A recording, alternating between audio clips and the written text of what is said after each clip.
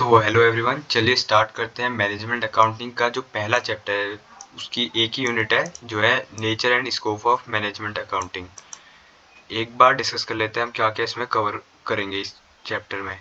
इसमें पहला है इंट्रोडक्शन ऑफ मैनेजमेंट अकाउंटिंग, दूसरा टॉपिक है इसमें नेचर ऑफ मैनेजमेंट अकाउंटिंग, तीसरा इसमें टॉपिक है आपका ऑब्जेक्टिव, और अगला टॉपिक है tools and techniques of management accounting, फिर है लिमिटेशंस ऑफ मैनेजमेंट अकाउंटिंग, फिर है comparison financial accounting, cost accounting और मैनेजमेंट अकाउंटिंग का कंपैरिजन है। एक टॉपिक गिवन है जो है कॉस्ट कंट्रोल का कंपैरिजन कॉस्ट रिडक्शन से, दोनों में डिफरेंसेस। फिर है एक छोटा सा पोर्शन है कॉस्ट मैनेजमेंट का। इसमें हमारा ये पहला चैप्टर जो है कंप्लीट हो जाएगा। इसमें जो सबसे पहला टॉपिक है इसमें वो है इंट्रोडक्शन ऑफ मैनेजमेंट अकाउंटिंग।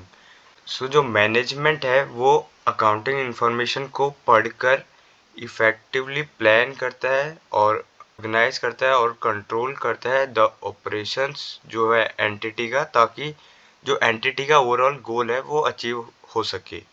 इसमें वही चीज़ लिखी है, in every organization accounting information is prepared and analyzed by the management for effective planning, organizing, commanding, coordinating and controlling the operations of enterprise so that the goal of the enterprise can be achieved। Accounting information होती है वो तीन तरह की होती है। पहला है फाइनेंशियल अकाउंटिंग, कॉस्ट अकाउंटिंग और मैनेजमेंट अकाउंटिंग। जो टर्म मैनेजमेंट अकाउंटिंग है वो दो वर्ड से मिलके बना है। पहला है मैनेजमेंट, जो कि पर्सन या फिर कोई ग्रुप ऑफ पर्सन होता है जो मैनेज करता है किसी भी एंटिटी को, और अकाउंटिंग जो है रिकॉर्ड्स होता है डेटा का। वही चीज़ यहाँ पे लिखी है, in terms management accounting is composed of two words, management and accounting. It refers to accounting for management। Management accounting जो है ये एक मॉडर्न टूल है, ये नया कॉन्सेप्ट है। ट्रेडिशनली एक कॉन्सेप्ट को हम फॉलो नहीं करते थे। इसके बहुत सारे टूल्स एंड टेक्निक्स हैं जो हम बाद में डिस्कस करेंगे। वो मैनेजमेंट अकाउंटिंग है वो कंसर्न है इंफॉर्मेशन, उसका काम है इंफॉर्मेशन प्रोवाइड करना इनसाइडर्स को, फॉर जिससे कि वो डिसीजन मेकिंग कर पाए और ऑर्गेनाइजेशन का जो है गोल इफेक्टिवली अचीव कर पाए। वही चीज़ लिखी है। जो मैनेजमेंट है वो अकाउंटिंग इंफॉर्मेशन को इस तरीके से रीअरेंज करती है ताकि जो जिससे कि टॉप मैनेजमेंट को हेल्प हो पाए for planning and controlling and decision making. वही चीज़ में लिखी है, it focuses on the accounting information which is useful for management for various reasons. The accounting information is rearranged in such a manner and provide to the top management for planning, controlling and decision making। For example इसका ये हो सकता है कि जैसे advertisement है sales promotion जो expense है वो हमारे फाइनेंशियल अकाउंटिंग में जो है बहुत लेट डिस्क्लोज किए जाते हैं। जबकि हम बात करें मैनेजमेंट अकाउंटिंग की, अगर टॉप मैनेजमेंट को देखना है कि एडवर्टीजमेंट या सेल्स प्रमोशन में कितना एक्सपेंस आया, तो उस केस में जो है एडवर्टीजमेंट एक्सपेंस हमारे टॉप प्रायोरिटी बन जाएंगे और मैनेजमेंट अकाउंटिंग में हम इसको सबसे टॉप में रखेंगे। उसी उसी टाइप से एक दूसरा एग्जांपल है, अगर मैनेजमेंट को देखना है रिवेन्यू कौन से प्रोडक्ट से सबसे ज़्यादा आ रहा है या फिर कौन से प्रोडक्ट से सबसे कम आ रहा है, उसमें हम कुछ प्लान मान लो अगर हम चेंज करना चाहें मैनेजमेंट, तो उस केस में जो प्रोडक्ट वाइज रेवेन्यू है वो टॉप प्रायोरिटी में आ जाएगा। चलिए अब स्टार्ट करते हैं nature of management accounting. Nature of management accounting का सबसे पहला जो पॉइंट है वो है डिसीजन मेकिंग सिस्टम। जो मैनेजमेंट अकाउंटिंग होती है वो डिसीजन मेकिंग में हेल्प करती है और ये फ्यूचर ओरिएंटेड होती है। जो सारे हम प्लानिंग करते हैं वो फ्यूचर के लिए ही करते हैं ऑब्वियसली।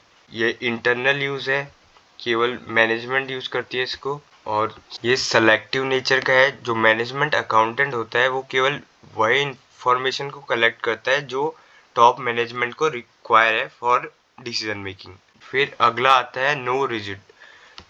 जो मैनेजमेंट अकाउंटेंट होता है उसको कोई फिक्स फॉर्मूला या फिर फिक्स रूल्स जो है उसको फॉलो करने की कोई ज़रूरत नहीं होती।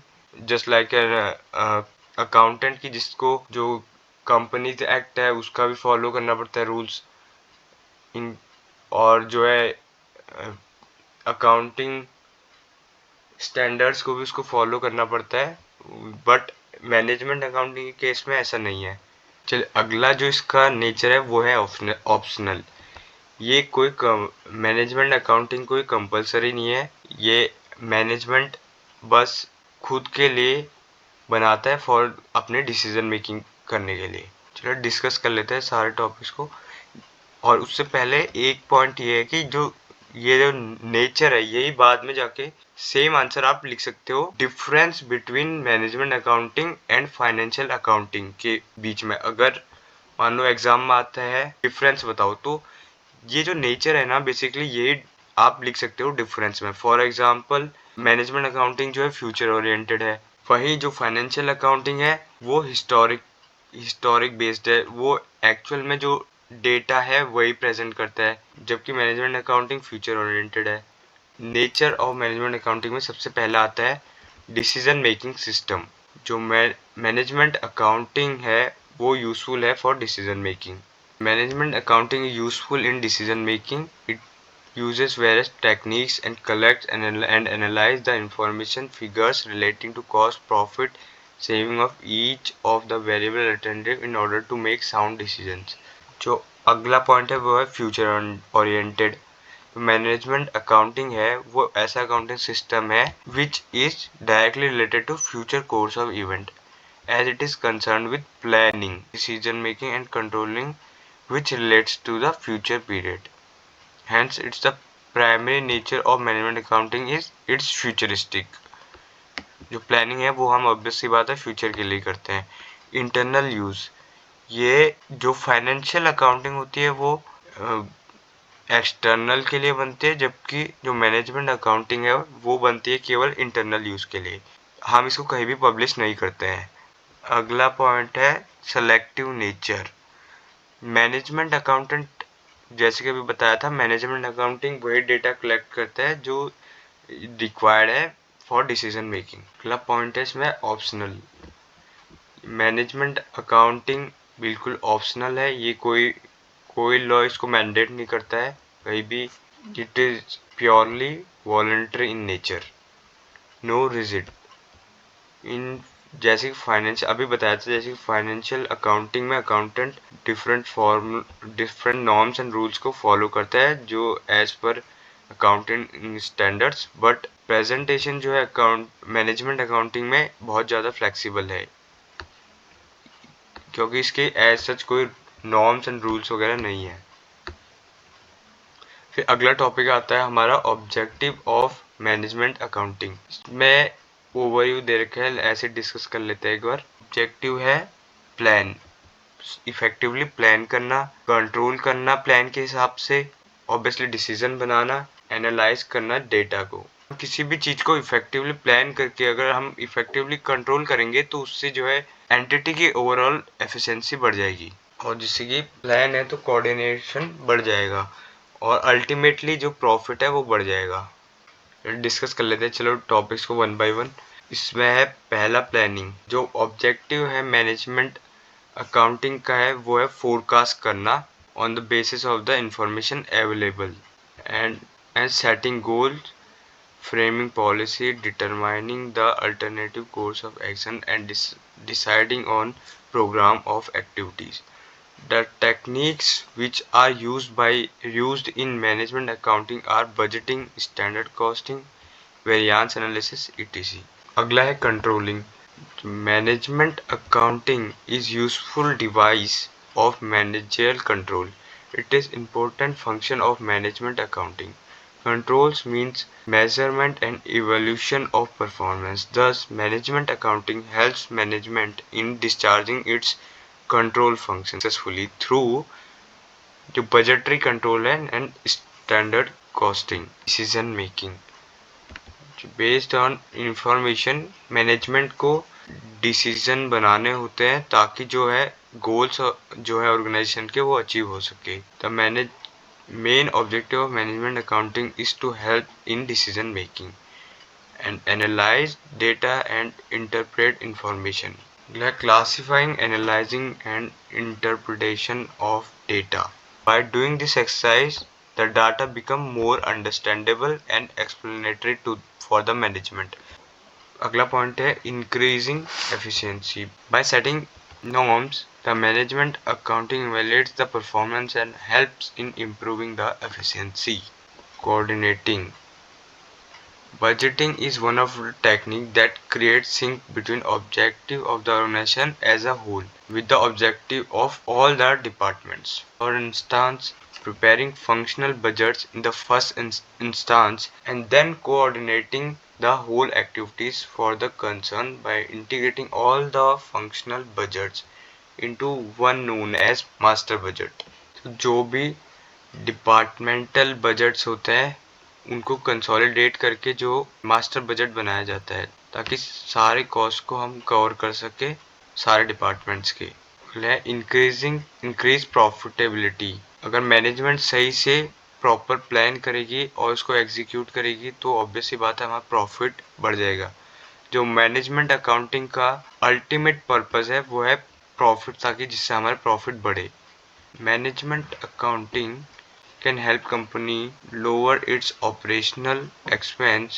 Business owners often use management accounting information to review the cost of economic resource and other business operations.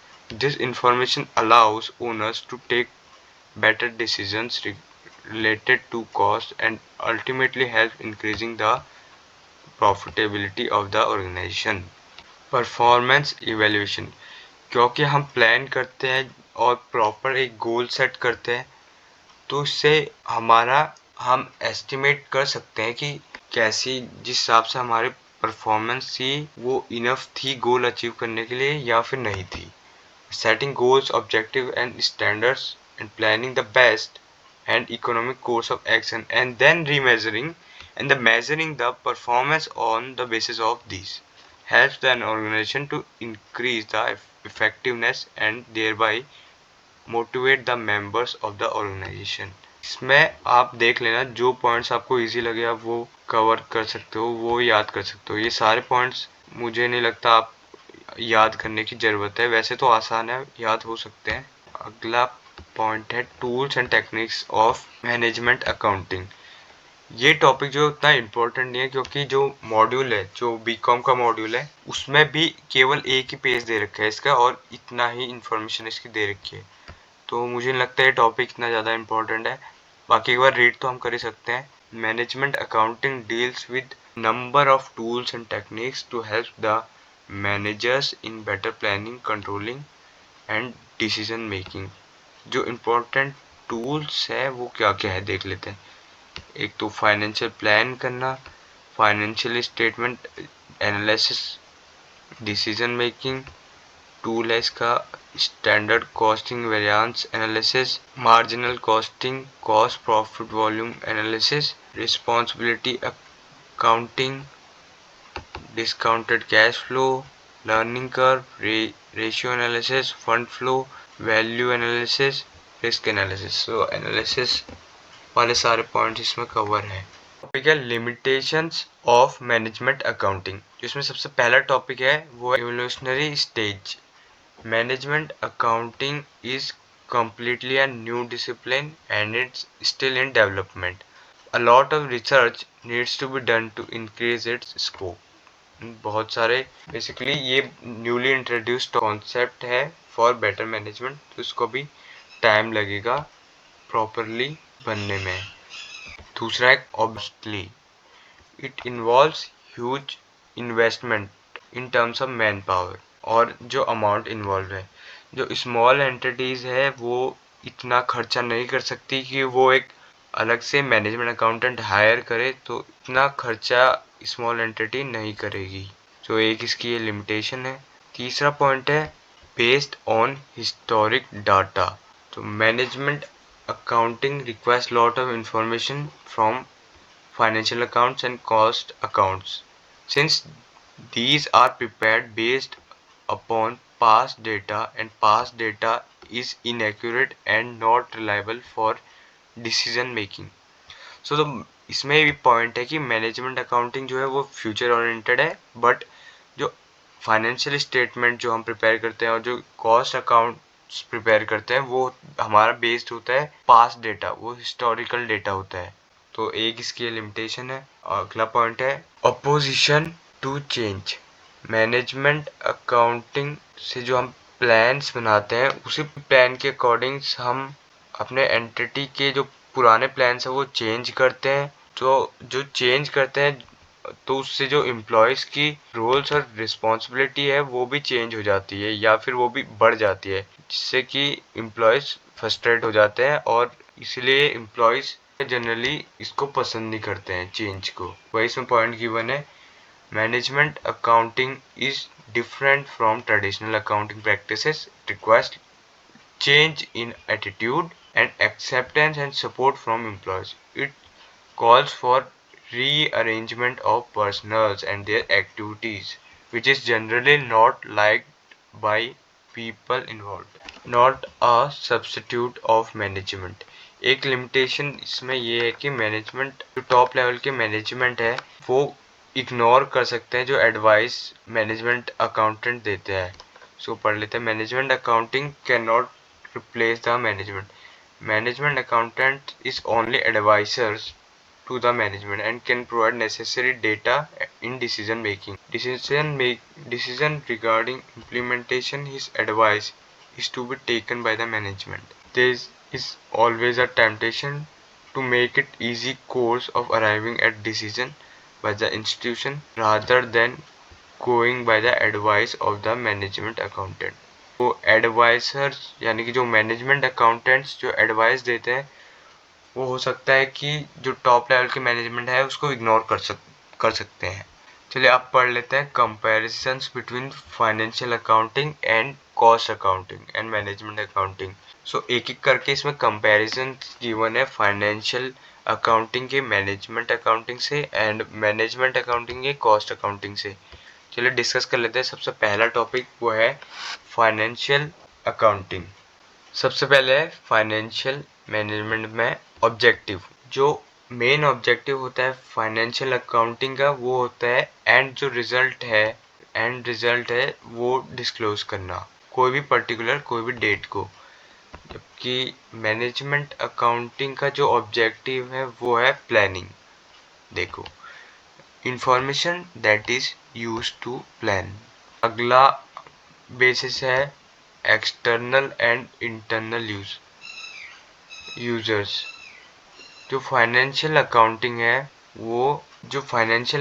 है जो information provided by financial accounting is in the form of profit and loss account and balance sheet for external user like internal users. जो financial accounting है वो बनती है for external users, जैसे कि share holders हो गए, क्रेडिटर्स हो गए, बैंक्स हो गए, जो इन्वेस्टर्स हो गए, गवर्नमेंट हो गई। दस जो प्राइमरीली ऑब्जेक्टिव है फाइनेंशियल स्टेटमेंट का वो है एक्सटर्नल रिपोर्टिंग पर्पस।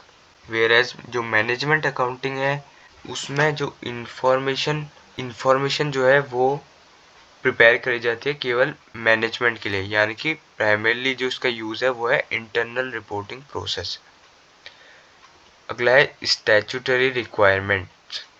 जो फाइनेंशियल स्टेटमेंट्स है वो रिक्वायर्ड है बाय कंपनी लॉ और इनकम टैक्स एक्ट के हिसाब से। तो ये नेसेसरी है हम प्रिपेयर करें फाइनेंशियल स्टेटमेंट्स। जबकि मैनेजमेंट अकाउंटिंग में ऐसा कोई कंपल्शन नहीं है, अगर मैनेजमेंट चाहे तो वो बना सकती है, अदरवाइज स्किप भी कर सकती है। अगला ये भी सेम ही पॉइंट है, पता नहीं अलग अलग पॉइंट बना के दे क्यों रखा है। Compulsory and optional. Financial statement जो है फाइनेंशियल अकाउंटिंग जो है कंपलसरी है, वेयर एज मैनेजमेंट अकाउंटिंग जो है ऑप्शनल है।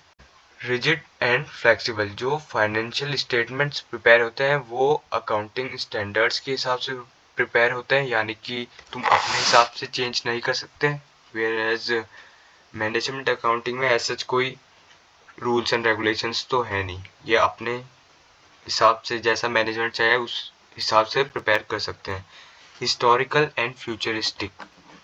जो फाइनेंशियल अकाउंटिंग है वो हिस्टोरिकल डेटा यूज करता है और उसी के हिसाब से अपना उसी के हिसाब से रिपोर्ट सारे प्रिपेयर होती है। बिजनेस इवेंट्स, जबकि जो है मैनेजमेंट अकाउंटिंग है वो है futuristic in nature. It analyses the events as they take place and also anticipate such events for the future। अगला है periodicity।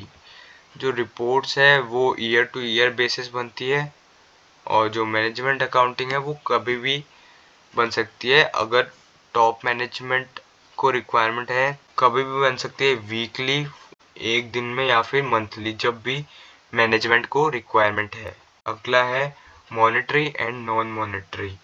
फाइनेंशियल अकाउंटिंग जो है केवल मॉनेटरी आइटम्स को ही रिकॉर्ड करता है, जबकि मैनेजमेंट अकाउंटिंग है non monetary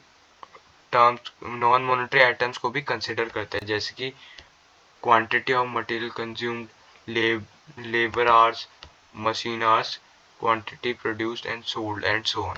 types of statement. Financial statement में प्रॉफिट लॉस होता है, बैलेंस शीट होता है, कैश फ्लो होता है और चेंज इन इक्विटी होता है। जबकि जब मैनेजमेंट अकाउंटिंग जो रिपोर्ट्स होती है वो एम्फेसिस करती है जो भी ऑपरेशनल कॉस्ट है उसकी, लाइक इन्वेंटरीज में जो कॉस्ट लगी है, प्रोडक्ट्स में जो कॉस्ट लगी है, process, jobs, traces the effect and impact of business transactions and event on cost में इफेक्ट हो रहा है। Publication and audit. जो फाइनेंशियल स्टेटमेंट्स होते हैं वो पब्लिश होते हैं ऑडिट रिपोर्ट में, जबकि जो मैनेजमेंट अकाउंटिंग होती है उसमें जो रिपोर्ट बनता है वो इंटरनल यूज के लिए होता है, उसको पब्लिश नहीं कर सकते।